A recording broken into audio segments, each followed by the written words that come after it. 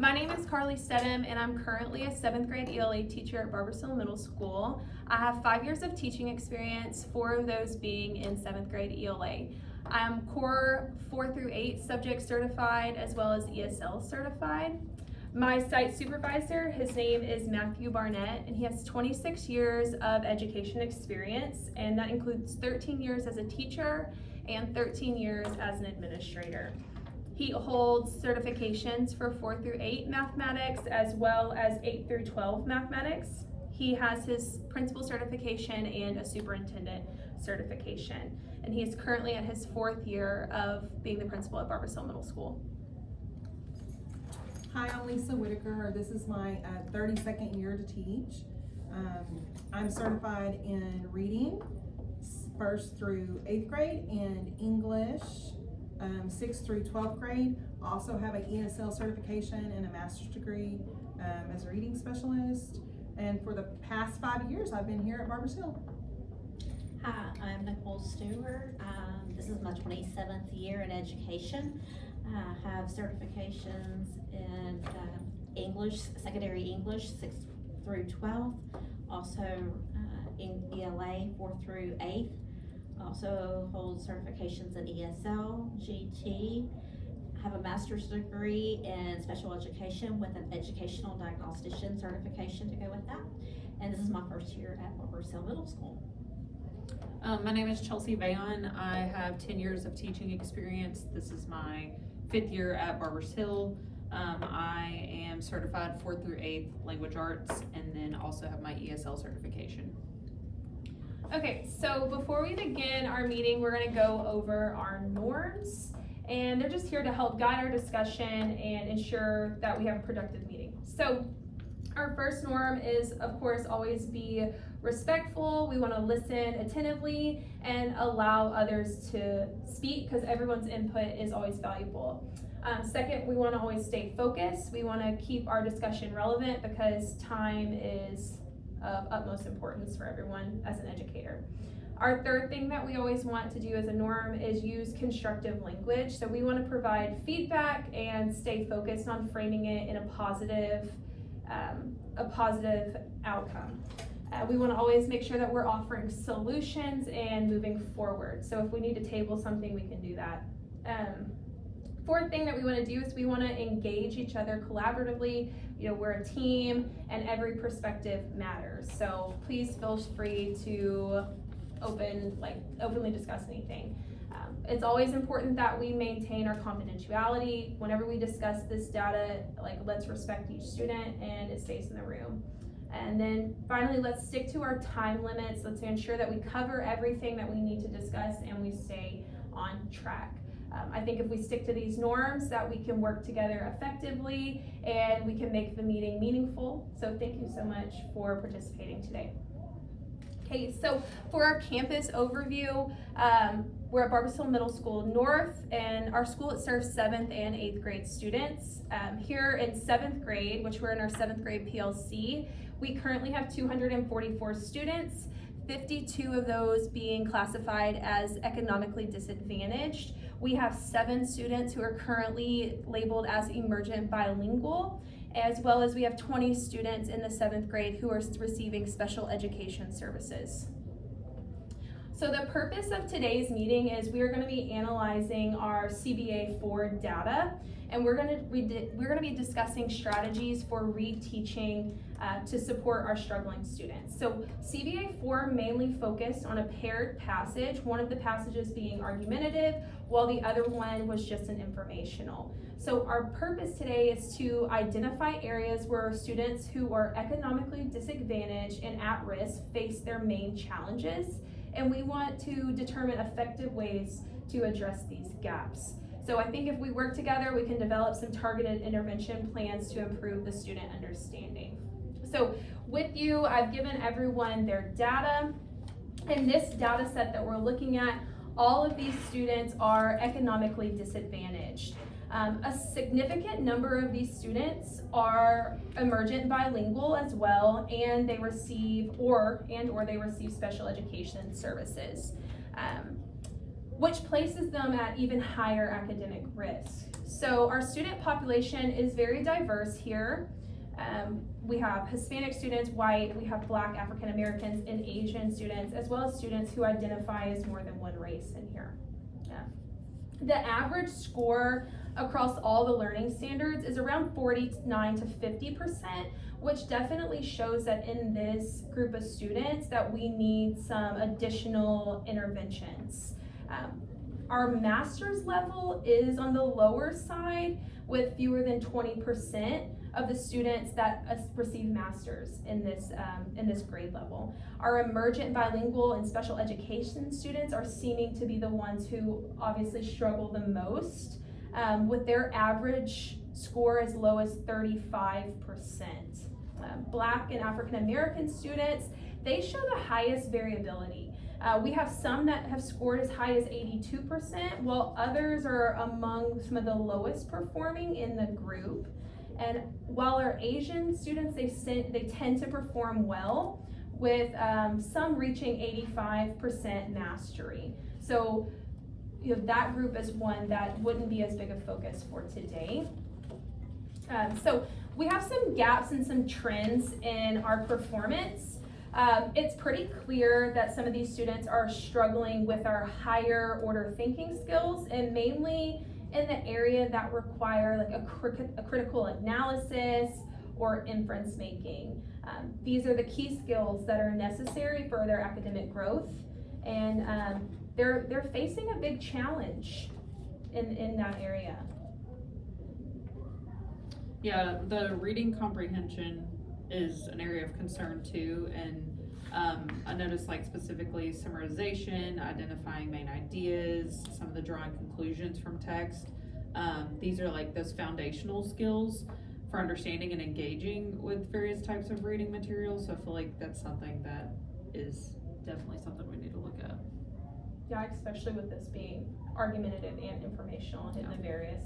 What do y'all think about text analysis? That's where I'm seeing some difficulty. Students are having difficulty interpreting figurative language. Yeah. Also understanding the author's purpose, That was a big one. which is kind of all my students, not just this group. Making connections across different texts. And that's where my students are really Struggling. Yeah. struggling. I think all of them too, like the connection part. Yeah. Also summarization, the higher level. Yeah. So I think that when we look at some specific learning standards, we see a consistent underperformance, whether it's nonfiction, fiction, and I think that hits that underlying issue with our lower level students who just have overall reading struggles. So like our tier 2, tier 3 kids. Mainly on this CBA, we will see strugglings in 7.8, which focuses on analyzing themes and synthesizing information across multiple texts. This is the areas where students, they definitely need more support to improve their skills. So these are going to be our paired passage questions, which is something that we see consistently. So I think if we focus our efforts on developing that higher order thinking and just improving overall reading comprehension and strengthening their skills in text analysis, is definitely going to help ensure that our students meet their expectations a little bit more. Now, I think that it's important if we discuss the inconsistent performance across the different student groups, especially in our economically disadvantaged students. When we look at the Hispanic and white students, we see mixed results. So it's meaning like we have subgroups that perform well while others struggle. The Hispanic students, their scores were ranging from about 46% to 64%, while some students are approaching grade level. But there are some that are particularly struggling with these just basic comprehension questions. Right, and the white student population, their performance is even more varied. I mean, some students are, excelling at as high as 71%, and then struggling at around 45%. Yeah. Yeah, and then the Black and African American students showed the highest variability as well. So some students are excelling up to like 82% mastery, while others are kind of more in that low performing group with scores as low as, it looks like 35%. Well, and then, just like you said earlier, our emergent bilinguals and our special ed population, they're struggling the most, as you know, as expected, but they're consistently performing lower than everyone else. Right. Their average, I think it says 35% to 50%, across multiple learning standards, and ultimately, this makes these two our most at-risk students. Right. That's how we pull them in. So I think a good point to focus on would be whenever we are pulling small groups and intervention to really focus on those special education and emergent bilingual students. But all in all, this data, it's gonna highlight the need for targeted support across various groups. Because they're all struggling. So all of these kids are struggling. But I think that now would be a good time if we openly discuss, and I want to hear everyone's perspective, the challenges that your students are facing specifically in this subgroup. And what do you think the key obstacles are that are hindering their success? I mean, I know there's a lot of different variables and barriers that are affecting student performance.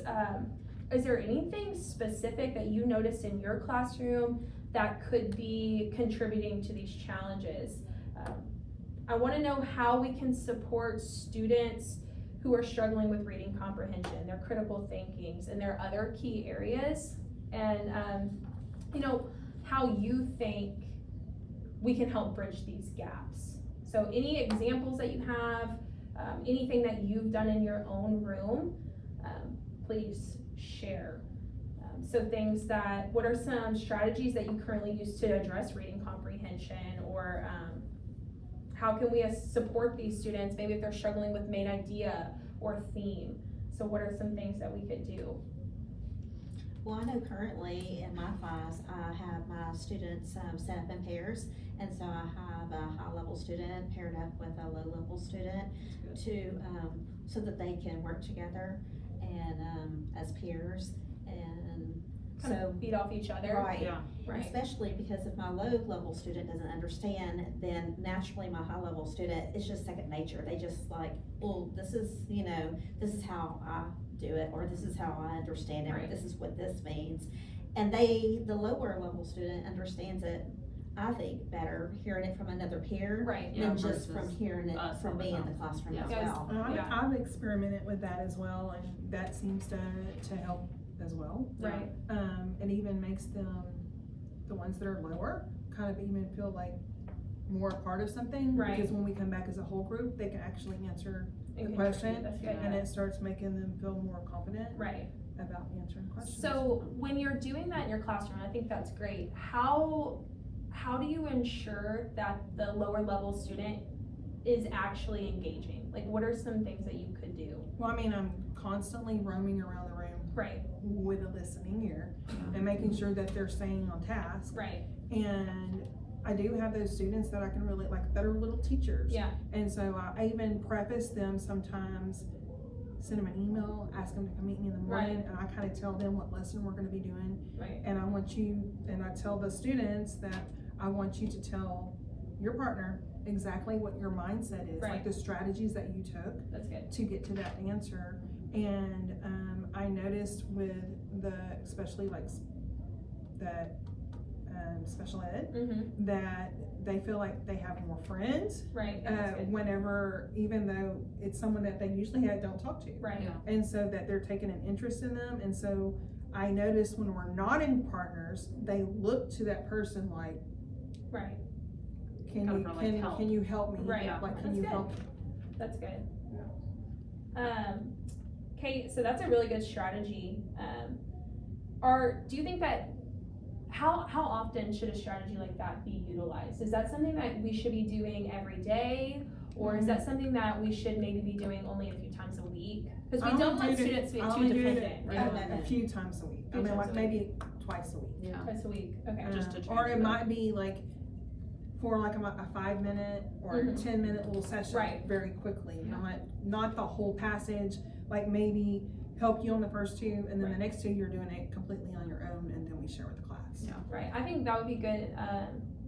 I like doing the turn and share. Maybe I should group my students more by, like how you have them grouped, because I like doing a warm up with a turn and share. Yeah. So that student, before we get in maybe into a reteach or start going over the lesson for the day, they could have a little bit more understanding of what they learned the day before. That's good. I like Today with mine, I kind of did the same thing, but did it more whole group, and so we went over like, the questions, and I had them like tell me if they got it wrong, and the ones who did get it wrong, I said, okay, well, what answer did you get, and walk me through like what your thought process Right. was on getting that answer, and some of them had like very good reasoning as to why they chose that one, and it kind of made sense, but then we talked about, okay, well, those can be distracting, like a distractor answer from there, because what you are saying does make sense, but Right. this is why this one's a little bit more, so that kind of helped those to me. It was Talking the kind of, thinking process. Toss yeah, it out out loud, yeah, for them to figure it out, because some of them were just like, oh, I don't know, I just, guessed, and then the other ones are like, well, to me, if you look at this part, and I was like, oh, that's good, like,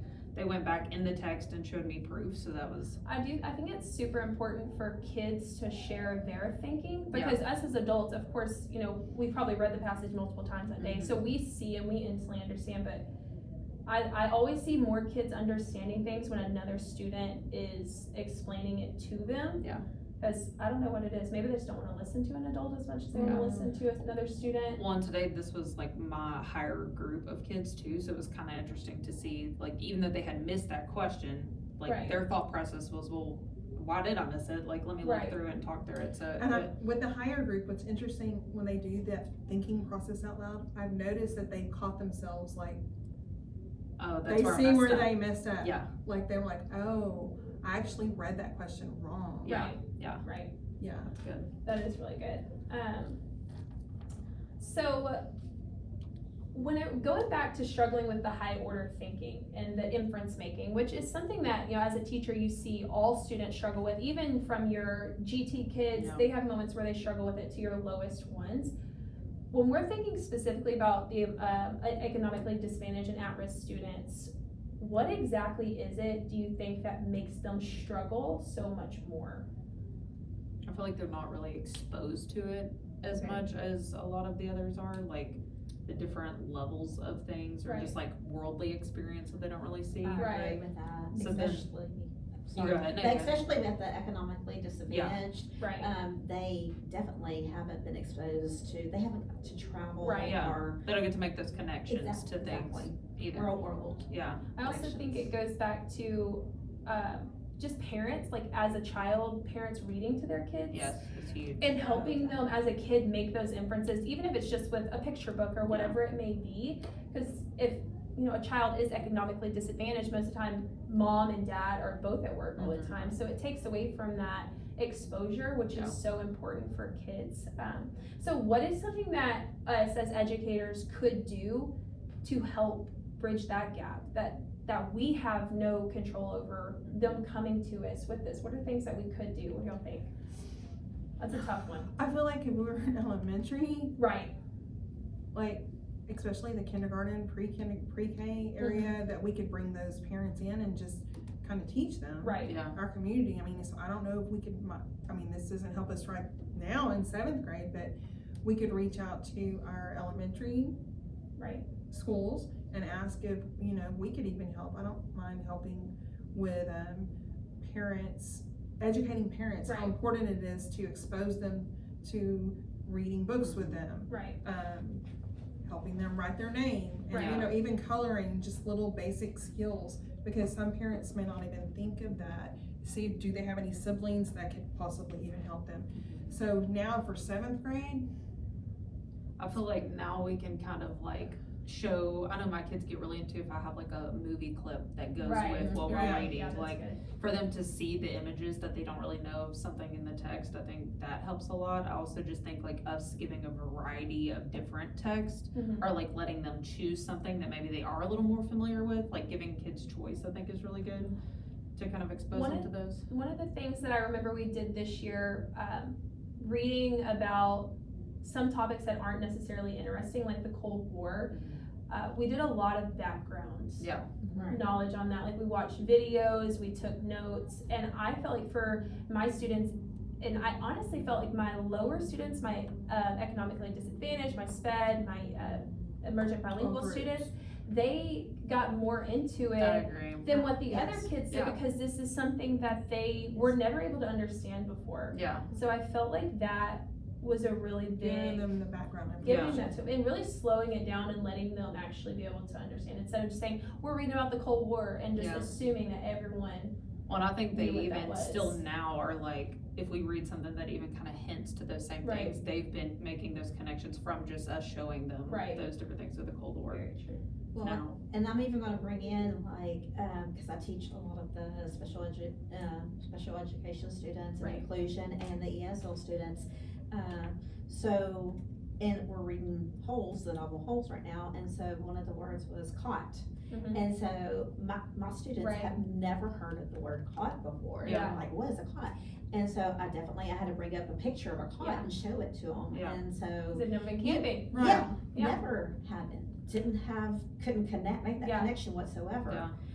And, even with holidays, I mean, I know Right. that's something we take for granted because we are, we're born and raised here, Yeah. but my ESL students, when it comes to like, let's say Halloween or something Mhm. like that, and someone will bring up like a werewolf or a vampire and they're like, what is that? Right. You Yeah, know, they're and, like- and I have to introduce them to it. So And even doing background knowledge on our culture Yes. with our EB students. because they don't. That's yeah. smart. I know, honestly, I've never really thought I about that. haven't either, and That's, so, that's interesting. that's been eye opener. Well, so I think for today, we're gonna have to stop here and we're gonna pick this conversation back up at our next PLC. So just kind of, I gave us some key points on our higher order thinking skills. So maybe come to our next meeting prepared to discuss some more specific things that we can do to bridge the gap for these students on synthesizing text across genres and identifying themes across genres. All right? All right. That's a wrap.